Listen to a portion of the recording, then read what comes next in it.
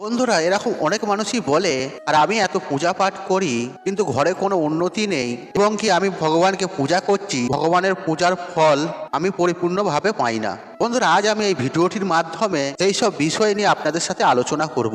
বন্ধুরা, আসলে জেনে বুঝে কিছু মানুষ পুজোর সময় কিছু কিছু ভুল করে থাকে, যার কারণে পুজোর ফল না পাওয়ায় পুজো অসম্পূর্ণ থেকে যায়।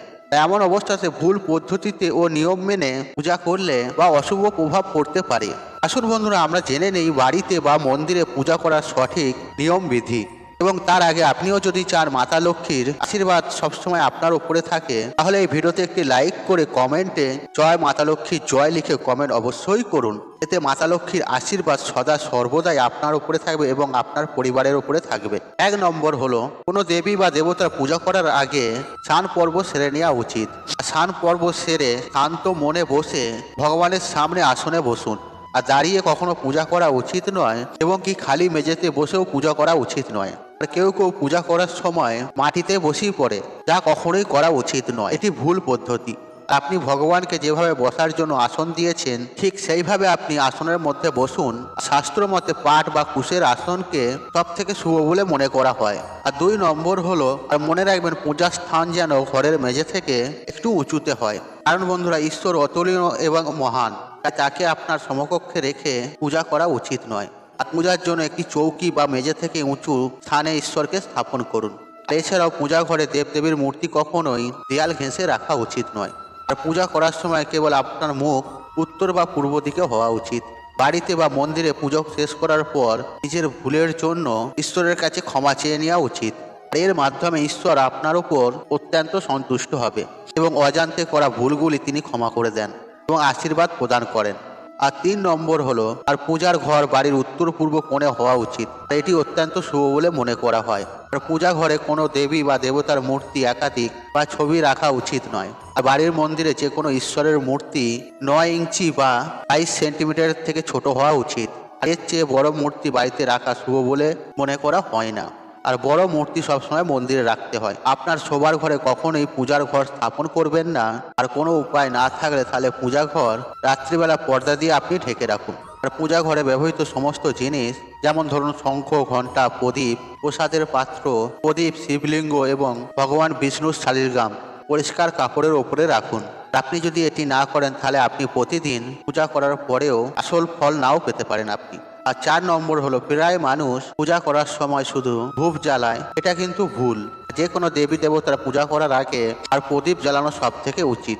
আর এটি বাধ্যতামূলক বলে মনে করা হয়। আর এটা বিশ্বাস করা হয় যে প্রদীপ ঈশ্বরের প্রতি আমাদের ভক্তি, আমাদের দেয়া প্রসাদ এবং অন্যান্য কাজের সাক্ষী।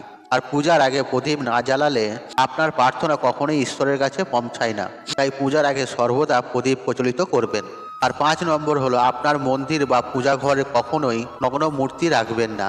আর দেবী দেবতাদের পোশাক পরিয়ে রাখবেন।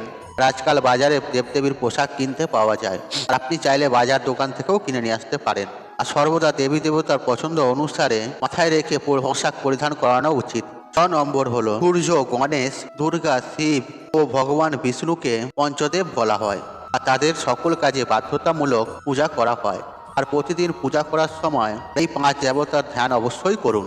আর এটি দেবী লক্ষ্মীর আশীর্বাদ ও সমৃদ্ধি নিয়ে আসে। এছাড়াও আপনি যে দেবী বা দেবতার পূজা করেন না কেন, সর্বদা প্রথমে গণেশের পূজা করা হয়। যে কোনো যজ্ঞ বা শুভ কাজ করার আগে ভগবান গণেশকে প্রণাম করে শুরু করা উচিত। আর কথিত আছে যে ভগবান গণেশকে না প্রণাম করে পূজার কোনো ফল পাওয়া যায় না। 7 নম্বর, মাথা না ঢেকে কখনোই পূজা করা উচিত নয়। আর এমনটা বিশ্বাস করা হয় যে মাথা না ঢেকে পূজা করলে তার পূর্ণ ফল পাওয়া যায় না। আর পূজার সময় মাথা ঢেকে রাখা ঈশ্বরের প্রতি শ্রদ্ধা প্রদর্শন করেন। তাই পুরুষ হোক বা মহিলা, আর পূজার সময় অবশ্যই মাথা ঢেকে পূজা করুন। আর কখনোই এক হাতে ভগবানকে প্রণাম করা উচিত নয়, সর্বদা উভয় হাত জড়ো করে প্রণাম করা উচিত।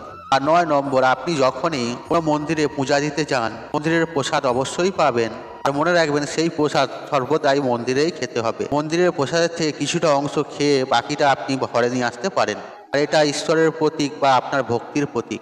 এছাড়াও আপনি যখনই কোনো মন্দিরে যাবেন, আপনাকে অবশ্যই একবার ঘন্টা বাজাতে হবে। আর এটি বিশ্বাস করা হয় যে আর ঘন্টা বাজানোর মাধ্যমে আপনার বার্তা সরাসরি ঈশ্বরের কাছে পৌঁছে যায়। এবং কি বাড়িতে পূজা করার সময়তেও শঙ্খ, ঘন্টা বাজানো অতি গুরুত্ব বলে মানা হয়েছে। আর এতে ঘরের মধ্যে পজিটিভ এনার্জির আগমন ঘটে। 10 নম্বর, আর সর্বদা আপনি মনে রাখবেন আর একটি প্রদীপ দিয়ে আরেকটি প্রদীপ কখনোই জ্বালাবেন না। শাস্ত্র মতে যে ব্যক্তি একটি প্রদীপ দিয়ে আরেকটি প্রদীপ জ্বালায় সে চিরকাল রোগী থাকে, রোগ জ্বালা তার পেছুই ছাড়ে না। আর শাস্ত্রে বলা হয়েছে আর স্নান করার পর ভগবানকে অর্পণ করার জন্য ফুল তোলা উচিত। 11 নম্বর, বাড়িতে বা মন্দিরে পূজার সময়, ভগবানের আরতি করার সময় আর ভগবান বিষ্ণুর সামনে 12 বার, আর সূর্যদেবের সামনে 7 বার, আর দেবী দুর্গার সামনে 9 বার, আর ভগবান শিবের সামনে 11 বার এবং ভগবান গণেশের সামনে 4 বার সেই আরতি ঘোরানো উচিত। এতে পূজার ইতিবাচক ফল পাওয়া যায়। আর যে কোনো মন্ত্র জপ করার পর আসনের নিচের মাটিকে স্পর্শ করে তারপর আপনি সেই হাত চোখে স্পর্শ করান, আর এর মাধ্যমে আপনি জপের পূর্ণ ফল পাবেন। 12 নম্বর, যদি আপনি একটি নির্দিষ্ট উদ্দেশ্যে কোনো পূজা অনুষ্ঠান করার সংকল্প নিয়েছেন তাহলে আপনার সংকল্প পূরণের বেশি সময় লাগাবেন না। আপনি যদি কোথাও কাউকে দান করার প্রতিশ্রুতি নিয়ে থাকেন তবে যত তাড়াতাড়ি সম্ভব তা সম্পূর্ণ করা উচিত। সংকল্প পূরণের বিলম্ব করা উচিত নয়। আপনি যদি বিলম্বন করেন এর পুজোর ফলাফল আপনি পাবেন না। 13 নম্বর, যে কোনো জিনিস দান করার সময় বা দক্ষিণে দেওয়ার সময় সর্বদাই ডান হাতে দেওয়া উচিত। একাদশী, অমাবস্যা, কৃষ্ণ চতুর্দশী, পূর্ণিমা, ব্রত এবং চুল দাড়ি কাটা উচিত নয়। 14 নম্বর, পুজো বা অন্যান্য ধর্মীয় কাজের ব্যবহৃতের জন্য সমস্ত হিন্দু সনাতন বাড়িতে গঙ্গা জল অবশ্যই রাখা হয়। কিন্তু বন্ধুরা, আপনি কি জানেন প্লাস্টিকের বোতলে বা অ্যালুমিনিয়ামের বোতলে বা লোহার মতন অশুদ্ধ পাত্রে গঙ্গা জল রাখা উচিত নয়। আর তামার পাত্রে গঙ্গা জল রাখা সব থেকে গুরুত্বপূর্ণ বিষয়, এটি অত্যন্ত শুভ। আর 15 নম্বর, যদি আপনি মন্দিরে পূজা করতে যাচ্ছেন তাহলে আপনার বাড়ি থেকে একটি পাত্রে জল নিয়ে যাওয়া উচিত। আর মন্দিরে রাখা জল দিয়ে কখনোই ঈশ্বরের জল অভিষেক করা উচিত নয়। যখনই আপনি জল নিবেদন করে মন্দির থেকে ফিরে আসবেন তখন আপনাকে খেয়াল রাখতে হবে তখন আপনি জলের পাত্রটি কখনোই খালি ফিরিয়ে আনবেন না। আর আপনি যদি সেই খালি পাত্রটি মন্দির থেকে জল ভরে আপনার বাড়িতে যদি নিয়ে আসেন এতে আপনি শুভ ফল পাবেন। এতে ঈশ্বরের আশীর্বাদ আপনার ওপরে থাকবে এবং আপনার মনস্কামনা পূর্ণ হবে। বন্ধুরা, আপনি যদি এই পূজা করার সময় এই নিয়মগুলি যদি মেনে চলেন তাহলে দেখবেন ঈশ্বরের আশীর্বাদ আপনি অবশ্যই পাবেন এবং আপনি পূজার ফলও অবশ্যই পাবেন। বন্ধুরা, আশা করছি এই ভিডিওটি আপনাদের ভালো লেগেছে, তাহলে ভিডিওতে একটি লাইক করুন, কমেন্ট করুন, শেয়ার করুন এবং বন্ধু বান্ধব আত্মীয়জনদের সাথে শেয়ার অবশ্যই করুন। মনে রাখবেন আপনার একটি শেয়ার অনেক মানুষকে উপকৃত করে তুলতে। আর আপনি যদি আমার চ্যানেল নতুন হয়ে থাকেন তাহলে চ্যানেলটি সাবস্ক্রাইব করুন, পাশে থাকুন অন রাখুন, কারণ নিত্য নতুন ভিডিও সবার আগে দেখার জন্য। ঈশ্বর আপনার মঙ্গল করুক, আপনি সুস্থ থাকুন, নিরোগ থাকুন, আপনার দিন মঙ্গলময় হোক। হরে কৃষ্ণ কৃষ্ণ কৃষ্ণ হরে হরে।